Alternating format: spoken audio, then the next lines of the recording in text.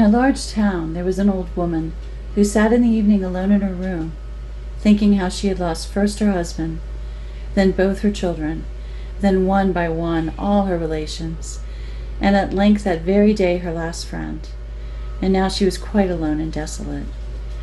She was very sad at heart, and heaviest of all her losses to her was that of her sons, and in her pain she blamed God for it. She was still sitting, lost in thought, when all at once she heard the bells ringing for early prayer. She was surprised that she had thus in her sorrow watched through the whole night, and lighted her lantern and went to church. It was already lighted up when she arrived, but not as usually with wax candles, but with a dim light. It was also crowded already with people, and all the seats were filled. And when the old woman got to her usual place, it was also not empty, but the whole bench was entirely full. And when she looked at the people, they were none other than her dead relations, who were sitting there in their old-fashioned garments, but with pale faces.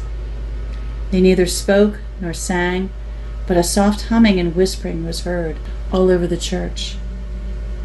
Then an aunt of hers stood up, stepped forward, and said to the poor old woman, "Look, there beside the altar, and you will see your sons." The old woman looked there, and saw her two children, one hanging on the gallows, the other bound to the wheel. Then said the aunt, "You see, this is how it would have been with them if they had lived, and if the good God had not taken them to himself when they were innocent children." The old woman went trembling home, and on her knees thanked God for having dealt with her more kindly than she had been able to understand.